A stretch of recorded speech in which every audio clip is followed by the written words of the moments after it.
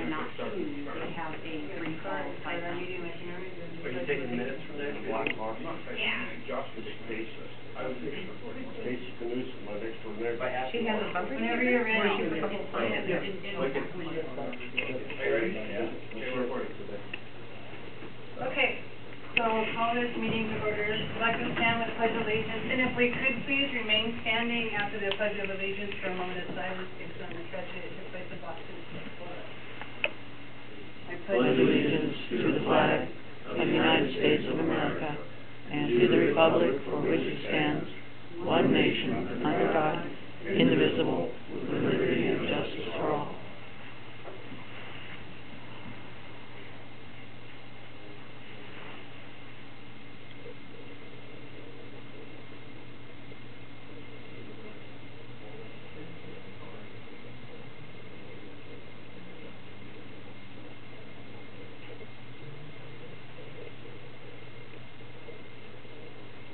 Thank you.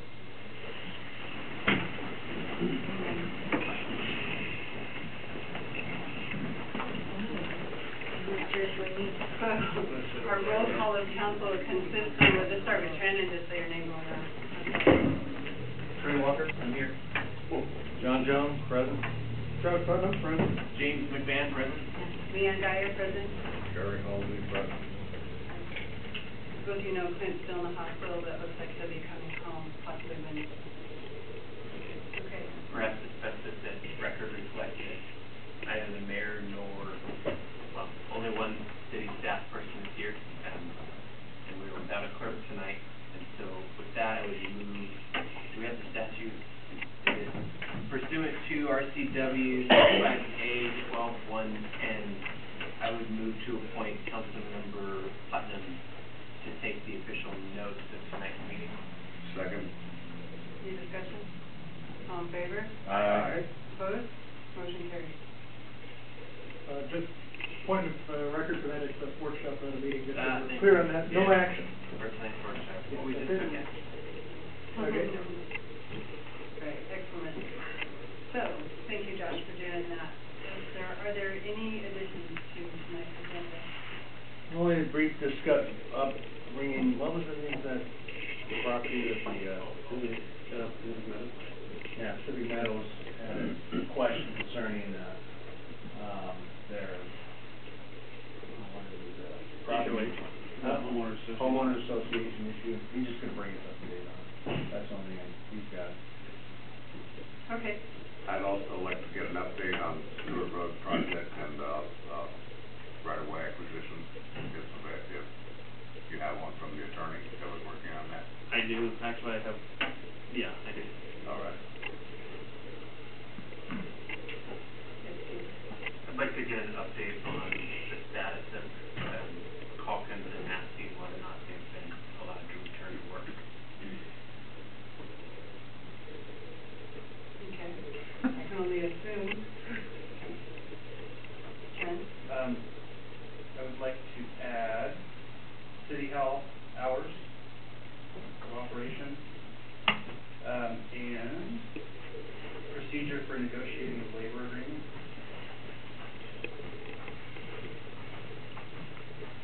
And reserve officers. Yeah, public safety didn't meet tonight. Okay. Well, that would be Nobody showed up. Yeah, and you guys don't want to hear what I was talking about. Maybe we do. Anything else? Okay, so, yes. But anybody know why we don't have a clerk tonight? Any clerk? I've just heard the rumor that the mayor directed Ms. Finwall and Ms. Garrison to go home and not attend the meeting. There was no notice in my mailbox prior to the meeting, so I've not been officially told. Checked council email during the meeting, there's no notice there. And council didn't confirm the last one the mayor brought up. Excuse me, gentlemen, are you going to be around, or maybe we can ask you? I'll be here. Okay, thank you. And, it just also notes, item A, B, and C on our printed agenda all require the input of city finance staff, which has apparently been directed not to attend tonight. Well, B doesn't really. B is just accepting the grant. Yeah, well, but we all know what that grant is anyway, right? Yes. The annual, okay. That's all it is. It just needs to be put on there so that we can put it on our agenda. But you're right, we have nobody here from finance to discuss. The reason this is put on the agenda, item A, is because for 3 months, Finance Committee has been, hearing that there is $50,000 that cannot be reconciled from October. And, it seems that it's an accounting error or an entry error, but the bank reconciliation, and correct me if I'm wrong, Josh, is showing $50,000 less. They can't find $50,000. And when it goes from month to month, it increases. So it seems it's an input error, but we haven't had any reconciled bank statements for October, November, December. We don't have the year-end report. We're now into April. We should be doing budget amendments or adjustments at this time, but we don't even know how much money is in our year-end at this time. And I was hoping that our finance director would be able to shed some light on this. Yeah, this has been an ongoing issue. They've been attempting to track down what this error is. They at first believed it was a software problem with the conversion to the new version of the accounting system, but so far that has not been able to resolve it. Trying to look at that. There have, of course, been other disruptions that have had the finance director doing other non-finance tasks as well. And unfortunately, she's not here tonight to give an update or answer any questions from council.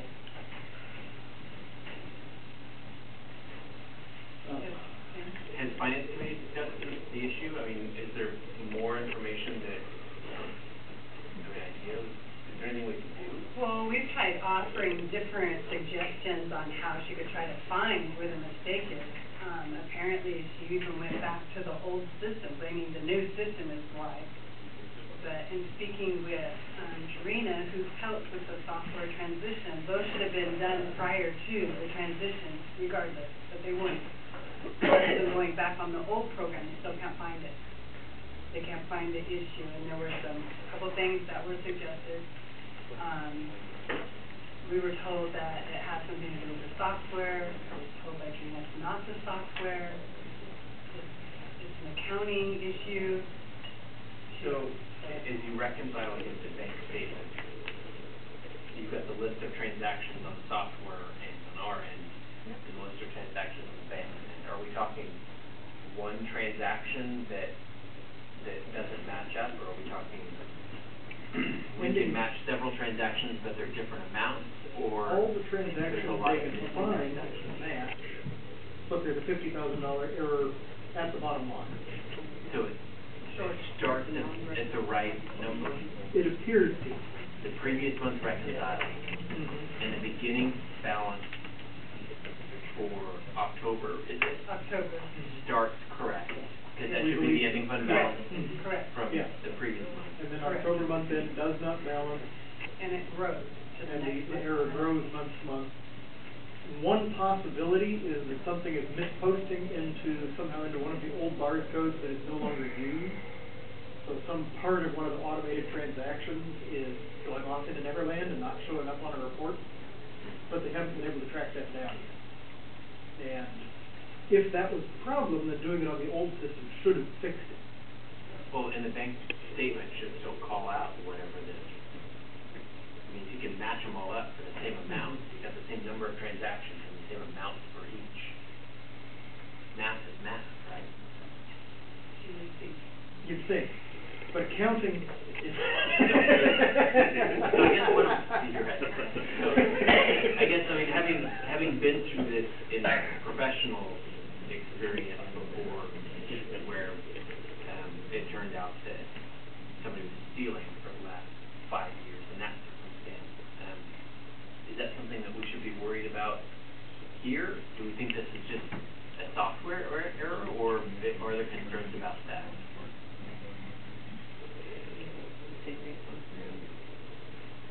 Sorry, go ahead. My concern is that the discrepancy showed up before our conversion on the bar system and before the old accounting system migrated to the new. And that sets off all kinds of alarms. And it's my thinking that we might want to consider having the state auditor come in and do an early audit. Or private friends. So that was a discussion at the finance committee, you know, we kind of had a sidebar like, well, what should we do? I mean, we're at this point, kept trying to give the finance director an opportunity to resolve the issue. I think 9 months is long enough. Well, that's, we're not nine We've had months, the council, I'm sorry for speaking out of turn, you know, but we have been accused, this council has been accused of being responsible for the finance control and overseeing of the finances of the city. We've been taken to task by the existing mayor. And so I don't see any additional need in time to allow the existing administration to continue dragging their feet. It's been, what are we in the 4th month, so we're talking over 6 months. 2 systems, and we are not in reconciliation with the bank at $50,000. Where the heck is the money? Is it a glitch? Let's find out. But I think it needs to be turned over to an audit. Either it's going to be an independent audit or it needs to go to the state level. But there is $50,000 missing, unknown, and no reason why, and we can't drag our feet on this anymore. That's my personal opinion. So to move forward with this, and would we pass a resolution at the next meeting? Would draft a resolution for the next meeting to move forward with an outside audit contract the state auditor's office to see if they'll come in and do an internal audit. That was council's pleasure? That's what our pleasure is.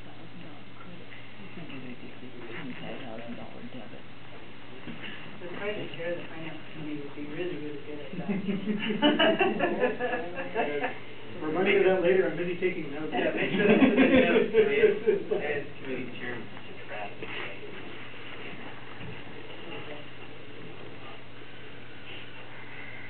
Okay. There's one other item that, I don't know if this would kind of coincide with that. The finance committee did speak with Jarena at our last finance committee meeting, and she is willing, you know, part of the problem is the finance director just doesn't have the time to dedicate to this, and then they are a person short in the finance office that Jarena would be willing to take on, like, accounts receivable or account payable duties, just to kind of keep that moving along so that, Betty would be able to focus, or the finance director would be able to focus on her duties and kind of lighten some of that load. And that would allow us to use professional services on contract for the AR and the issues and reconciliation of the books and things like that. That would take a tremendous load off our finance director. So, and she still has time on her current contract. And so it would just like kind of deviate some of this. But what would end up happening is possibly extending her contract at the end.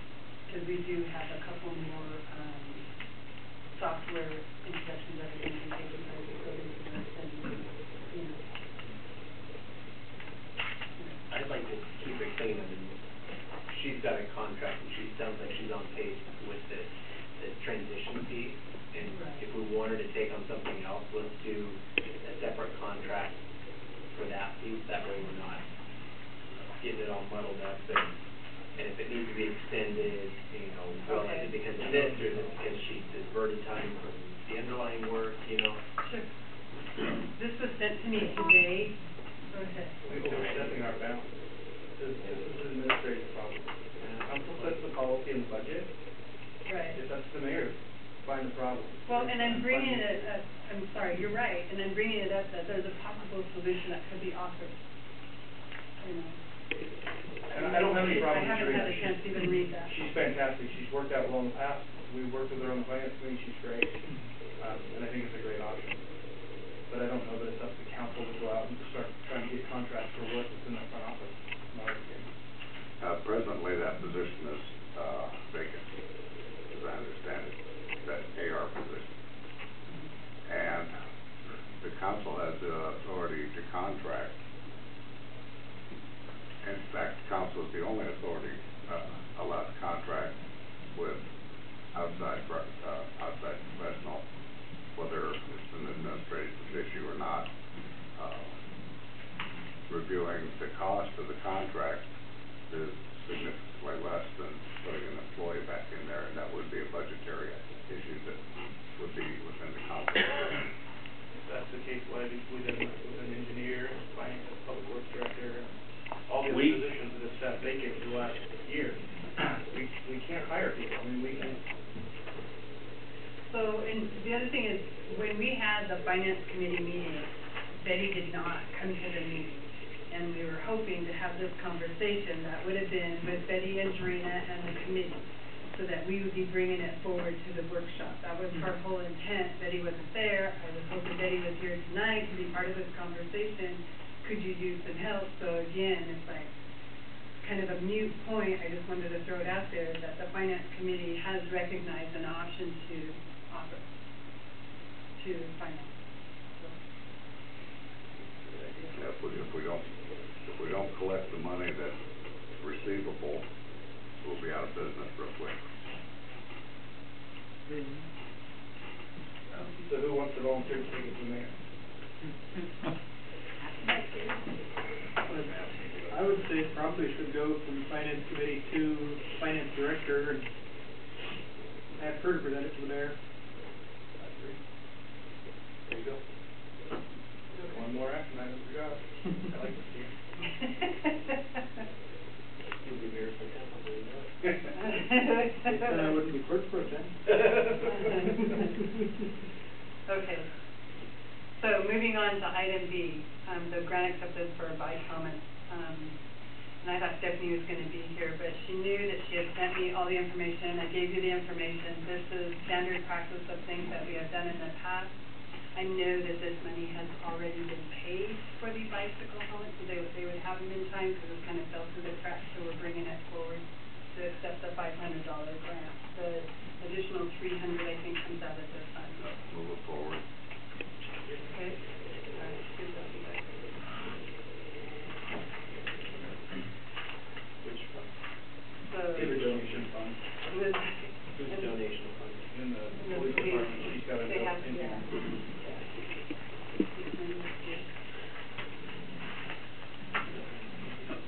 The remaining $191.63 will be taken from the department's donation fund.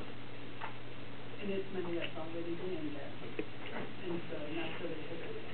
And that's why this is coming forward to stay with our donation policy. To accept this grant. Okay. The reason I had put on here the civil service budget, just wanted to give everybody an FYI. I got an email from Gail Bennett from the civil service, and she had warned me that the civil service hearing examiner is going to be sending a bill that has lots of hours. She doesn't know exactly how many, at $185 an hour. Just wanted to give you a heads up that that's coming.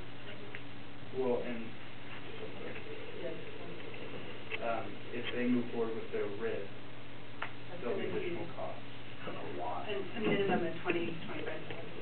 They both have to pay. Yes, we are. Well, we don't know that. Really? To do RID, right? I mean, the judge would have to. Well, here's the deal. They'll get their attorney, and the city will have to get a different attorney, because Mayor Lou sat here on behalf of our mayor. So we have to get a different attorney, because there would be a conflict. And it's supposed to, $120 an hour. right. And then the civil service will have their own attorney. And this is not counting all of the other things that are Yeah, that's quite related apart to from, this. that's quite apart from if the mayor gets a third attorney himself and tries to get paid for it. That's just the city's two sides of it. So, do we want to consider, I'm just trying to figure out if there's a way that we can isolate the mayor's cost to the mayor, because I think we've all been clear, it's not been city policy, it's not been city action. It's been, Ken's got fancy, we're ultra-virus something, action by the mayor that is something that he's doing, I think, outside his authority. When I was sitting here, I came to the civil service hearing on Friday, and I was sitting with Elizabeth. Did they still have the unappointed person? No. And I asked Elizabeth if, I said, so council already made it clear, we wanted him back to work, we tried to direct them back to work. And I said, doesn't that relieve the city? And she said, no, it will still be the city that is right now. As I understand it, I could be wrong, but from some general discussions on that point, if the city believes it's the mayor's responsibility, then after the fact, the city could attempt to pursue the mayor for expenses. But that would mean us getting an attorney and file against the mayor, and he'd get defense. And then would there be anything left for a judgment? So it is my understanding that the hearing stated the mayor had until noon tomorrow to put Lieutenant Massey and Chief Calkins back to work full with all their stuff. And I was going to ask, I don't know if we want to stick about this, but while we're on this subject, has that happened yet? I'm the shop steward for our collective bargaining unit, and I did talk with our union representative on Friday afternoon.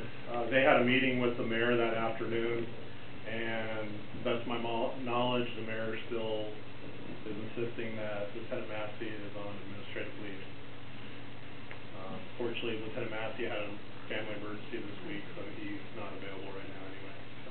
And Calkins? Chief Calkins, as far as I know, it's still the same. He's not under the union, so right. I haven't seen any memorandum concerning the chief. Thank you.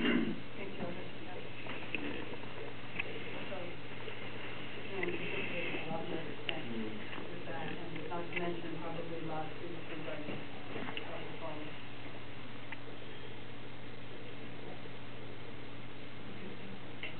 So, I think it's something the council really should consider, assuming that we're gonna end up paying, assuming that we're gonna end up paying, at the very least, we're gonna end up paying for 3 different attorneys to be working on that at anywhere from $180 to $220 an hour. That's gonna be some really expensive hours, never mind what the ultimate judgment's gonna be, because somebody's gonna sue over it. I think council really ought to think about pursuing the mayor for these costs. So, do we try to actively do it prior, or? It sounds like the prudent course of action is wait until the city incurs the cost and then seek to recover them in the form of damages. Yeah, I don't have the details on exactly what the process would be for that. I would suggest we contact MRSC for an independent legal view on the situation, since I think every attorney who knows where Pacific is already involved on one side or the other and wouldn't have a conflict of interest in the matter.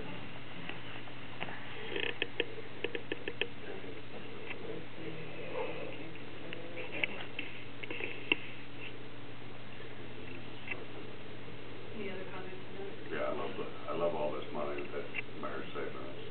Well, I'm scared to death, you guys. We still don't have year end where we're sitting financially. I'm scared. Can I go out of order back to the first thing again? Has Finance Committee gotten copies of the bank statements?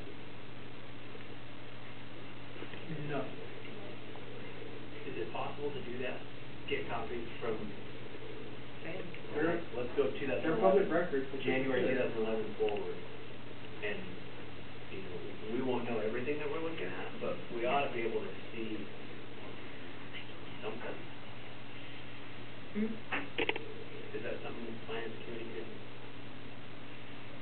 right, I mean, I'm on the bank account, I could probably go get them, but they're gonna charge the city for giving the copies. Yeah, but hopefully, I would assume we already have them, they would send them to us. You can download them off the internet. I don't have a login. I just have to. so Josh, did you wanna ask for that, or, I know you've got all these things on your list to do. And if you wanna pass any of them on to me. Oh, I'll just be writing one big long email, because so far they're all going to the same place. Yep. We had the check register and a copy of the canceled check. If there's a discrepancy there, it should show up pretty quick. Okay. All right. Next item on the agenda is a report from Kim Barnett regarding the HOA. HOA. As you know, everybody in the city pretty much received this email about that they want the Pacific Meadows, a few people from Pacific Meadows Homeowners Association want the city to act on the Pacific Ordinance number 1559. I reviewed it. I actually sent a copy to the city attorney. He reviewed it. I got his opinion back today. The ordinance states in there that the city does not require a homeowners association, but we can't stop a developer from requiring a homeowners association with CCRs and these kind of things. Can you back up? I'm sorry. I'm not, this isn't ringing a bell with me. Okay. Lucky you get out of this entire loop. We received the, Misspell my last name, great. I did that. We received a letter 2 weeks ago from an individual, David. I know he signed it somewhere.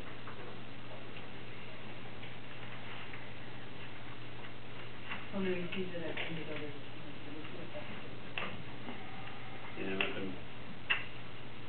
So David somebody, that's it. David somebody, from the Pacific, he lives in Pacific Meadows. Okay.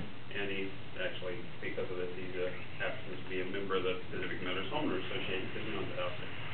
And,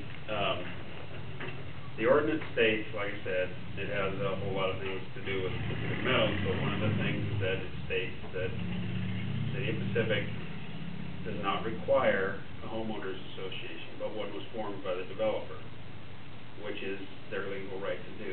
And what they've asked is for us to create an ordinance stating that Pacific does not allow homeowners associations and require that this homeowners association be dissolved. And after reviewing this and talking with the city attorney and getting his opinion, we don't have the right to do that in any way. We can't make a developer not have a homeowners association. It's completely a civil matter. And that's going to be the recommend of what I've sent to Pat. Yes. I've got a couple of questions. First off, is the developer still a principal in the homeowners association? No, it's been turned over to. So all the homeowners are then members of the homeowners association? To my knowledge, yes. So all it would take would be a majority of the homeowners in that association to dissolve the association? Correct. So that's back in the owner's court? Yes, it is. By way of context, this is the same homeowners association that had the water meter that was never used and Yes. never connected to anything on the plot of land that was dedicated to the city.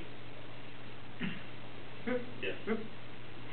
So there clearly was something messy in the original setup, but that doesn't mean we have the right to simply pass legislation dissolving the homeowners association.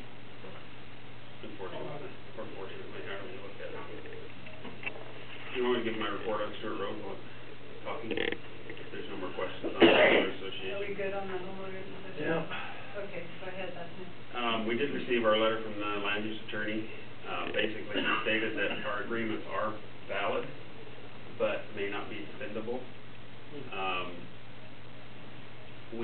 I've actually opened some negotiations with the landowner, and they're extremely favorable. He said that we could go to court. Obviously, he's an attorney, he likes that, but we could go to court, and we would probably win. but it would be 3 years before we could get a court date on something like this. His recommendation was to open negotiations with the landowner. So I did informally open negotiations, and we are having a meeting with WashDOT, TIB, the city, and the landowner, first week in May. And I didn't know if I hadn't talked to you, but John has agreed to go along on the meeting. Do you know what time and date? I don't know that yet. We're still trying to get a hold of Steve Dorchester. Keep me posted. I will. Okay, anything else on that? Oh, one more thing. He also gave us an opinion on the miles, sand and gravel